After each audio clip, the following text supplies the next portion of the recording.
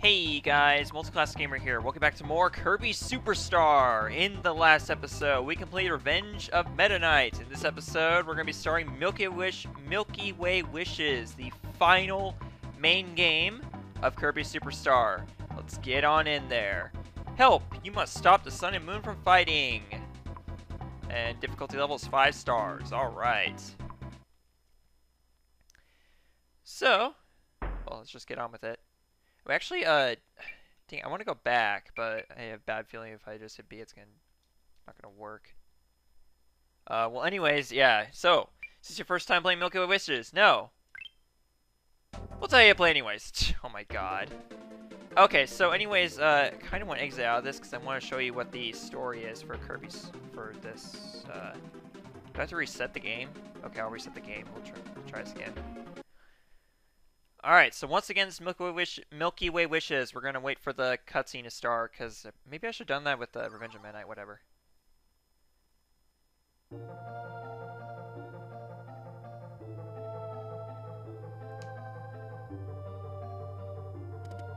One day in the year, question mark, the sun and moon fought day and night.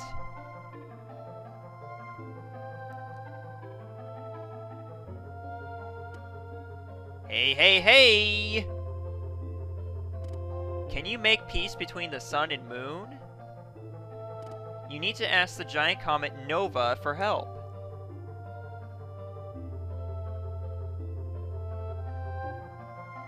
But first, there's something we must do. To ask Nova, we must gather power from all the stars around us. It will be difficult, Kirby, but you can do it. We are counting on you. Good luck.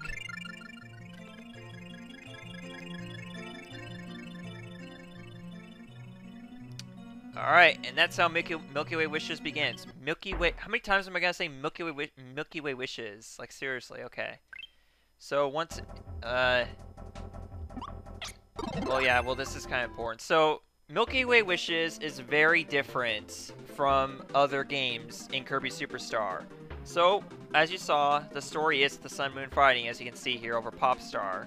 So, we need to go to the different stars. And now, the interesting thing about this game is that you can actually travel to all these areas in any order you want, actually. I believe let's see, 7 of them, actually. There's also a secret one, too, so there's actually a total of 8. So, you can go to any of these areas in any order you wish. But we're gonna start. I'm gonna go in order though, as it wants me to. So let's go ahead and get started here. With Floria. Okay, maybe I should have looked up the names of these plants actually along the way.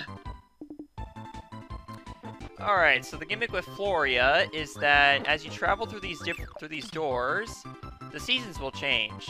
Now it's autumn. Now it's winter.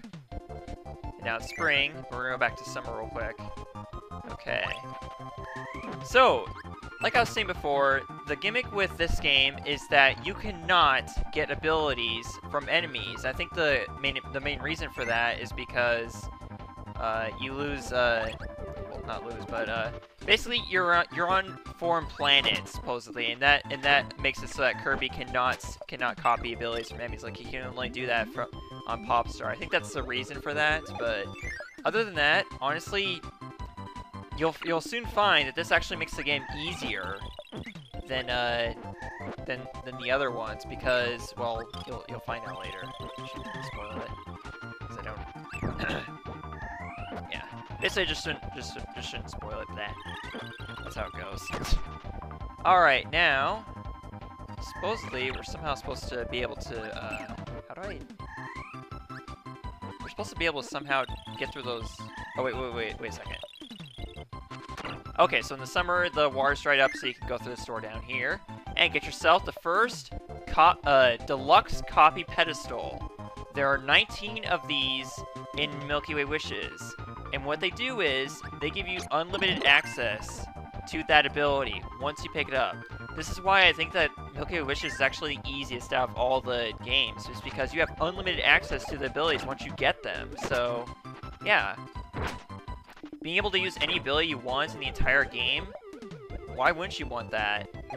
So yes, basically that's how you get 100% in Milky Way Wishes, by getting all 19 of these copy ability pedestals. So you're gonna want to be on the lookout for them. Oh, so actually, you know what? I don't want to go through there. I need to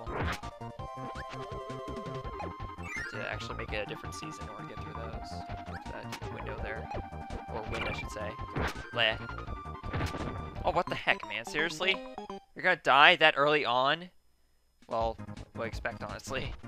Not that it matters, because you just end up in the same room that you died in, and you just lose your... And you still have the ability anyways, you can still get back easily. But anyways, the reason why I want to go back to this tree stump is because there is a door there on the right season. Huh. Okay, maybe it's a different tree I'm thinking of. There's like a tree here where during one particular season, it will... there'll be a door at the bottom of it that you have to go through to get to one of the abilities. I don't remember which season that is, though. That's the thing. Okay, well, maybe during spring we can get through this waterfall here. Yes, we can. Okay. But seriously, dude, can we please get past the enemies, for God's sakes? Jeez. God. The enemies are still very annoying, no matter what season it is or what area of the game you're at. Okay. Maybe this is the tree. I think this is the tree I was thinking of earlier. Let's see. Yeah, pretty much, oh, there it is. Yep, that's the tree I was thinking of right there. Okay, so we just need to get to fall or winter so we can get through that. Oh, it has to be winter, okay. In order for that tree to be cut down so you can get through it. And then, oh, we gotta change the season again. I'm pretty sure this door actually, oh, shoot. I'm pretty sure this door is the end of the area, actually. Is that the only season you can get through it? How would you get to that door any other way? Oh my God, dude. I swear, the enemies are just so annoying. Like, very, very irritating. That's all there is to it. Okay, well, I guess this is the only door I can get through. But isn't it going to... Okay, no, it's not. Okay, I thought that was the end door for some reason, like the last door. There we go. Okay, so there's our cutter ability right there. And I think that's it for Floria. I don't know for sure, though. It's been a long time, and I mean a long, long time since I played through Milky Way Wishes, so I apologize if I forget where some of these abilities are, because I am better at getting all the abilities in Milky Way Wishes than I am getting all the treasures in Great Cave Offensive, but that doesn't necessarily mean that I'm going to remember where all these abilities are. So, just be aware of that. But otherwise, I think that has to be it, because we're at the end here, and I've gone to every secret door that I can remember off the top of my head. So, we'll just leave it at that. How about that? But, at the end of every planet, you do have a boss to fight. Here, it's Twin Wispy Woods from Revenge of Meta Knights. I think every boss in here you've met at some point in this playthrough, so you should have no problem with them. Oh God. Yeah, just make sure you use your dodge ability effectively, and then you'll survive just fine.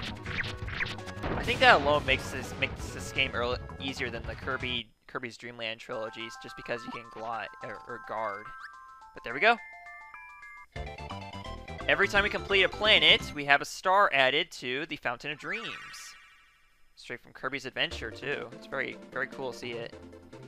I think there is a way to tell if you got all the abilities, and I think the planet's supposed to glow if you got all the abilities on. I don't know for sure though.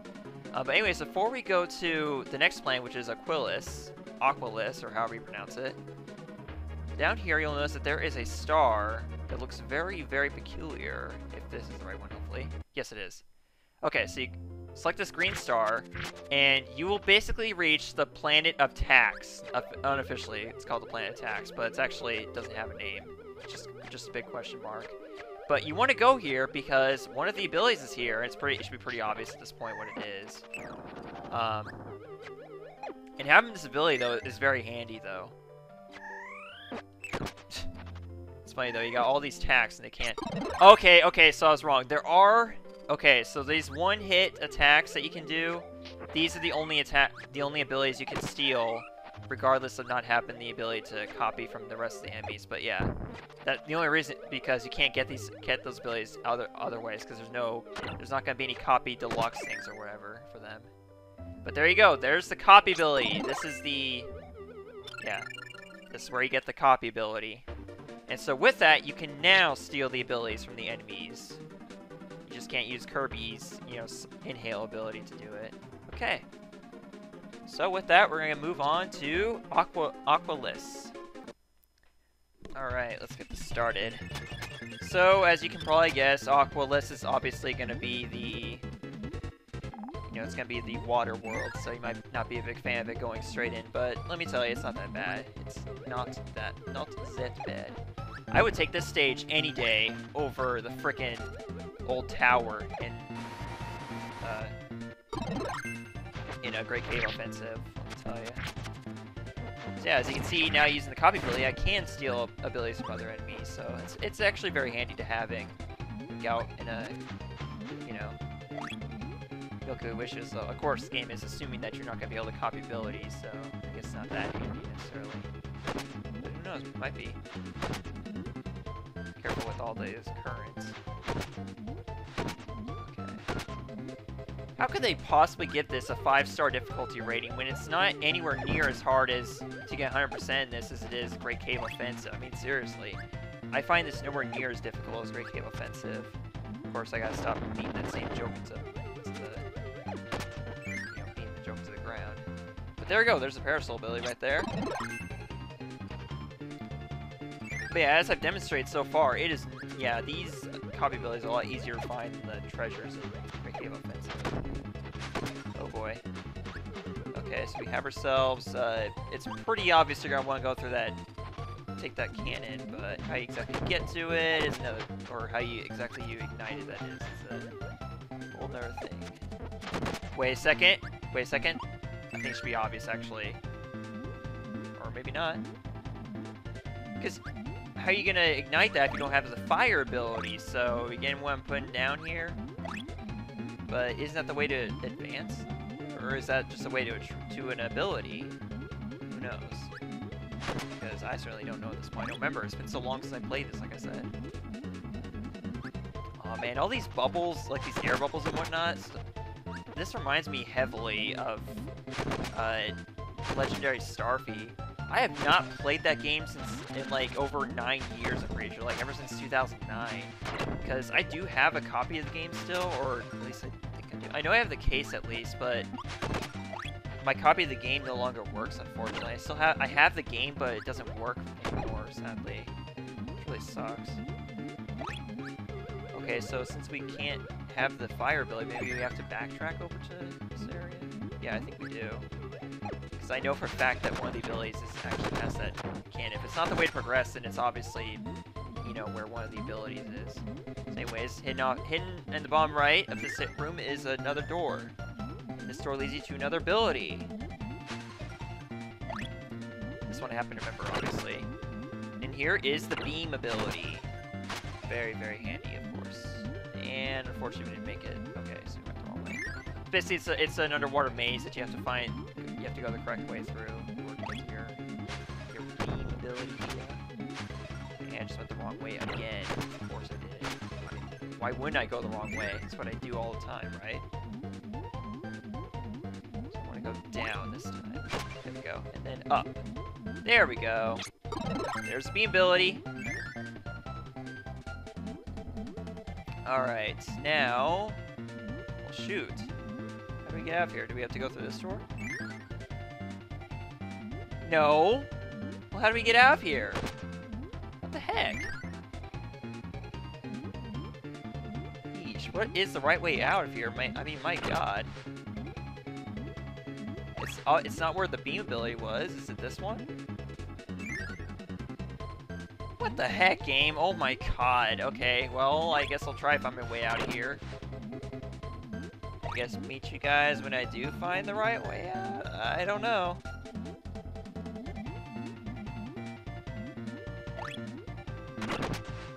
Okay, actually, I think this is the way out.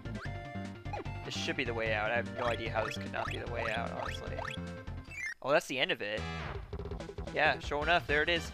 And of course, obviously the boss has to be Fatty Whale, so let's get this out of the way. Fatty Whale is obviously very simple. It's a, it's a 2D. Well, actually, obviously all the enemies in this game are 2D.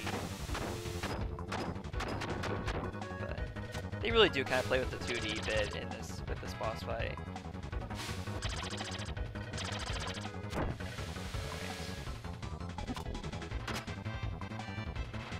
Dodge those hits, and then use your beam ability to do the best you possibly can.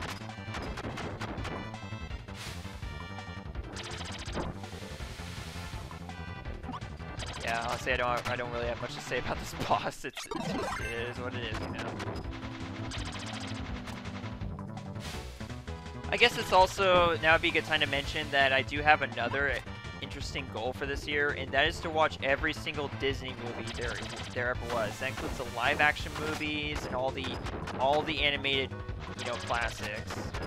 So this will be a very interesting year for me movie-wise, in addition to Let's Play-wise. Obviously, starting with the fact that I'm finishing this game finally, after 5.5 years of starting it.